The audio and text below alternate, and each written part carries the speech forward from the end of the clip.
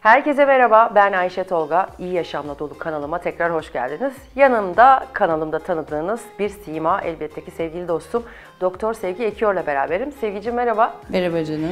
Yine Sevgi'nin Nişantaşı'ndaki harika muayenehanesine geldik ve sizlerden Instagram'da da sorduğumuz bazı sorular vardı. Çok önemli konularla ilgili 3 tane video çekmeye karar verdik. Bunlardan ilkini Doktor Sevgi'ye soralım. Hocam ilk olarak ne konuşalım? Bence egzozomu konuşalım. Son zamanlarda çok kafa karıştıran ama bir o kadar da ses getiren yeni bir ürün gibi anlatıyoruz egzozomu. Bir de kök hücre midir, nedir, nasıl elde ediliyor, kaç çeşit egzozom var, hangi alanlarda kullanılıyor gibi çok sorular alıyoruz. Bence bunları bir aydınlatalım önce. Kök hücreden farkı nedir? Çok yoğun bir trend var. Herkes bunu soruyor. Nedir hocam? Şimdi çok iyi biliyoruz ki kök hücre aslında kişinin kendi kendine bir transferi olması gereken, yani aynı organ nakli gibi düşünebiliriz bunu. O yüzden de organ naklinde hadi başka bireylerden yapılan immünsüpresif tedavilerle nakiller gerçekleşiyor. Ama şu anda ben senin ne bir fibroblast kök hücreni, ne bir mezenkimal kök hücreni, ne saç kök hücreni senden alıp bana transfer edemiyoruz biliyorsun ki. Onu kişinin kendinden alıp ayrıştırarak yapabiliyoruz ancak. Ya bazen kulak arkası alıp laboratuvar ortamına gönderip kök hücrenin kendi kendine bölünmesi sağlanıp da daha fazla sayılarda da üretime sokulabiliyor. Ya da daha önce yaptığımız gibi işte yağdan belli bir doku alıp o dokuyu ayrıştırıp yine içinde bulunan 100 küsür milyon mezenkimal kök hücre transfer edebiliyoruz. Egzozomun yeni çığır sebebi herkese yapılabiliyor olması ve egzozomun da iki çeşit kaynağının olması. Şu anda en popüler olan kaynaklar plasenta gibi, göbek kordonu gibi bankalardan elde edilmiş egzozomun transferi. Bir de bitkisel egzozom vardır aynı zamanda. Yani egzozom aslında kök hücrenin altyapısını sağlayan bir protein demektir. Ve elde ediliş kaynağı yine bir canlıdan olsa da herkese yapılabilecek halde olmasıdır. Çünkü egzozomun içerisinde aslında ölü hücre bulunuyor. O yüzden herkese yapılabiliyor. Ama kök hücrenin içerisinde canlı hücre bulunduğu için kişinin sadece kendinden olan dokuyu kişiye verebiliyoruz. Peki buradaki avantajlar nedir, dezavantajlar nedir? Çünkü bir istemsel, yani bir kök hücre trendi vardı, furyası vardı. Hem sağlıkta diye düşünüyorum değil mi hocam? Doku lezyonlarının iyileşmesinde ya da kanser sonrası tedavilerden çok geniş bir skaladaydı kök hücre. Kök hücrenin artıları, eksileri neydi? Bu teknolojinin farkı ve faydası ne sizce? Şimdi şöyle, biliyorsun ki kök hücre aslında sadece estetik alanında kullanılmıyor. İşte kadın doğum, ortopedi, beyin cerrahisi, yani tıbbın diğer alanlarında, hatta kan kanseri vesaire için de kök hücre üretiliyor. Kemik iliği kanseri vesaire için. Ama bunlar farklı hani hücre tipleri olarak düşünebiliriz. Ama birçok branşta ortak kullandığımız iki çeşit kök hücre var az önce de söylediğim gibi. Bir kulak arkasından elde edip fibroblast kök hücre dediğimiz, ikincisi yağdan elde ettiğimiz mezenkimal kök hücre SVF teknolojisi. Şimdi bunları hazırlarken kulak arkasını laboratuvara gönderdiğimizde en az 4-6 hafta yeni bir üretim sürecini beklemesi gerekiyor vakanın. Sonrasında da diğer seanslar için arada 1 ay gibi bir protokol uyguluyoruz mesela. 3 seans yapıyoruz genelde.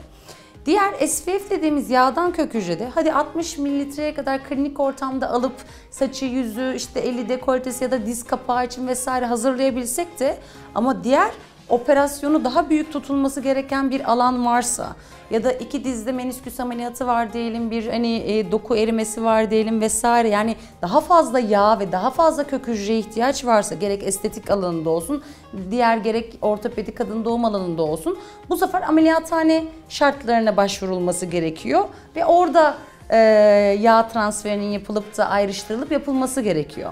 Egzozom nasıl bir şey? Buzdolabında sakladığımız, aynı bir gençlik aşısı mezoterapi gibi saklayabildiğimiz, oradan çıkartıp hemen bir lokal anestezi sürüp pıt pıt pıt iğneleyip hastaya tedaviniz oldu diyebildiğimiz bir ürün olması. Ne oldu? Zamandan kazandık, maliyetten kazandık ve etkinliği güzel olan bir ürünü enjekte etme fırsatı yakalamış olduk ve çok daha kısa bir sürede ve daha hızlı etki edecek şekilde. Çünkü kök hücre çok faydalı bir teknik olduğu için ben hep bunu şöyle anlatırım. Güzellik sigortası diye bir şey konuşacaksak bunun karşılığı kök hücre tedavisi. Yani yıllarınızı bir sigortalatmak istiyorsanız. Egzozomun bir faydası, Kök hücre aktivasyonu sağlamasıyla gene kök hücrenin kullanım alanları olduğu gibi saç tedavisi, yara izi, yanık tedavisi, kırışıklık tedavisi gibi ve cildin anti-aging'i gibi birçok alanda, yine diz tedavisi vesaire gibi ortopedide de hani kullanılmaya başladı egzozom. Ya da nasıl kök hücre saç ekimi hastalarının daha başarılı saç ekimi olmasını sağlıyorsa egzozom da saç ekiminde kullanılmaya başlandı. Dolayısıyla egzozomdan beklentimiz şu: hastanın hücrelerini daha hızlı uyararak hemen 1 ya da 2 seans tedaviyle daha hızlı sonuç aldırtmak.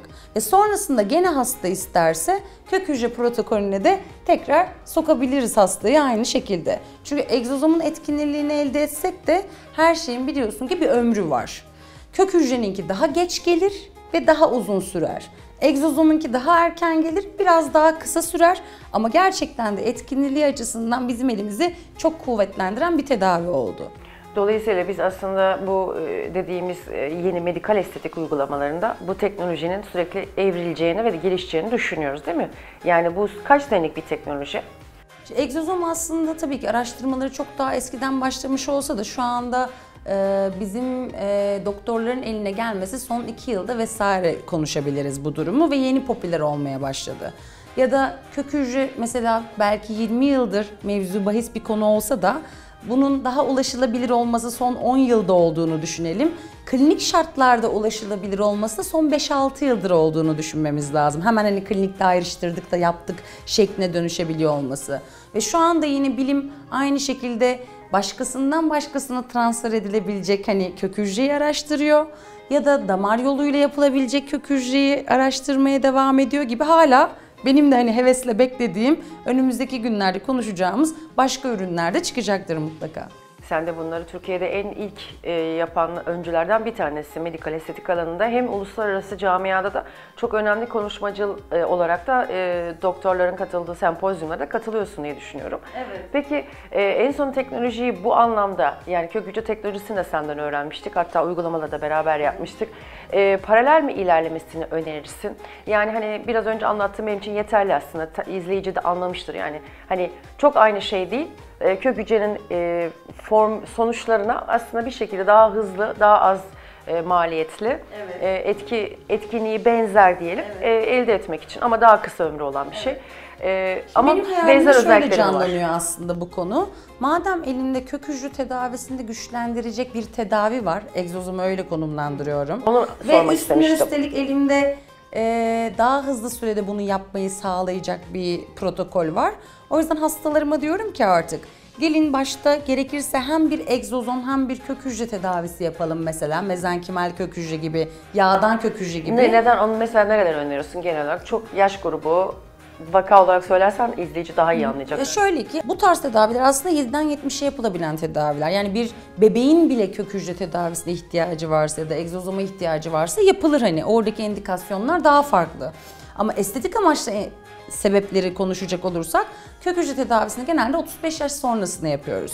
Ama bu demek değildir ki 25 yaşında da çocukluktan gelen tiroid hastalığı, cilt hastalığı, başka sıkıntılar olan yara izi, işte travma izi, ameliyat izi, akne izi bile kalmış olsa da yanıktır, lekedir.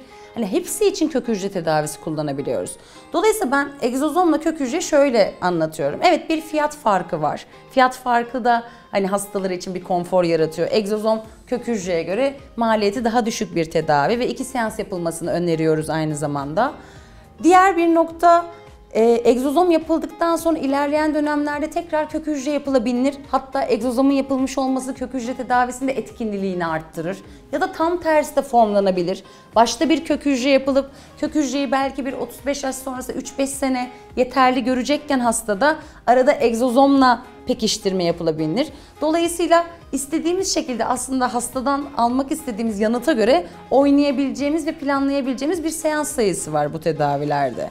Yine söylüyorum, hani çalışmalar aslında ben hep şunu çok sevmişimdir. Neyi neyle kuvvetlendirip daha iyi yanıt alabilirim bu hastada diye. Dolayısıyla ikisi birbirinin aslında bir nevi aktivatörü, kuvvetlendiricisi olarak da düşünebiliriz. Egzozomun pek çok şeyi var. Biliyorum mesela ben genelde ciltin gençliğini korumak, diriliğini korumak, işte lekedir, yaradır, yara tedavileri için ama biraz önce saç dedim. Evet. O da benim ilgimi çekti. Saç tedavilerinde nerelerde kullanılıyor, ne kadar etkinliği var? kimler kullanabilir saçla ilgili sorunu olanlardan? Onda da şöyle bir güzellik var. Mesela kök hücre tedavisinde nasıl ister erkek tipi dökülme olsun, ister kadın tipi dökülme olsun, ister genç olsun, ister yaşlı olsun yapalım diyoruz. Egzozomda aynı zamanda hani aynı geniş aralıkta hani herhangi bir problemin ne olduğu önemli olmadan işte saç kıran da yaşamış olabilir ya da otoimmün bir hastalıktan da saçı dökülmüş olabilir ya da dediğim gibi erkek tipi dökülmesi vardır da ya da saçın çok incedir, kalınlığı güzel değildir, gürleşmiyordur. Fazla işlem gören bir kadın hastadır ya da erkek hastadır, saçına hani sürekli farklı kimyasallar kullanılıyordur vesaire. Dolayısıyla herkes için geçerli bir yöntem egzozomda. Onda da yine 2 ila 4 hafta arasında 2 seans önce uygulayıp gerekirse daha sonra devam protokolü uygulayabiliyoruz. Egzozomda aldığımız yanıtları gördüğümüzde şunu söylüyoruz aslında. Eski PRP, mezoterapiyle vesaire saç yaparken egzozomla daha az seans uygulayarak yine saçı daha başarılı hale getirebiliyoruz. Yine saç ekiminde keza saç ekimindeki saçın tutma oranının artmasından, köklerin daha canlı kalmasını desteklemesinden gibi egzozomun bir sürü makalesini okuduk. Ben ne kadar saç ekimi yapmıyor olsam da saç ekimiyle de çok örtüşen yönlerini okuduk. Yani öncesinde mi mesela saç ekimi olmadan önce bir kişi aslında egzozom yaptırsa saç ekimi operasyonu daha etkin olacak. Biz kök hücrede de aynı şeyi söylüyoruz biliyorsun. Önce kök hücresini yaptırsa sonra boş kalan yerlere ihtiyaç duyduğumuz oranda saç ekimi yaptırsa daha başarılı olur. Çünkü bunu şey gibi anlatıyorduk ya, hani toprağı veriyorsun, gübreyi veriyorsun, fidanı veriyorsun başta ki daha sonra diğer geri kalan fidanları dikiyorsun oraya. Egzozom da aynı şekilde bir nevi orayı toprak ve gübrelemeye yarayıp tekrar bir hazırlık hali oluşturmuş oluyor. Yine kök hücre maliyetli gelen insanlar için saç ekimi tedavisi öncesinde de 2 seans egzozom yaptırmasını öneriyoruz. Oldukça ilginç ve yeni bir teknoloji ama biliyorum ki biz bunları her zaman kendi güzelliğimizi ve gençliğimizi korumak için kullanacağız. Çok teşekkür ediyorum Sevgiciğim sana. Çok keyifli bir sohbet oldu. Ama ben Doktor Sevgi'yi yakaladığım için onun muayenehanesinde birkaç video daha çekeceğim. O yüzden şimdilik videomuz sona erdi ama Doktor Sevgi Ekiyor'la sohbetlerimiz devam edecek.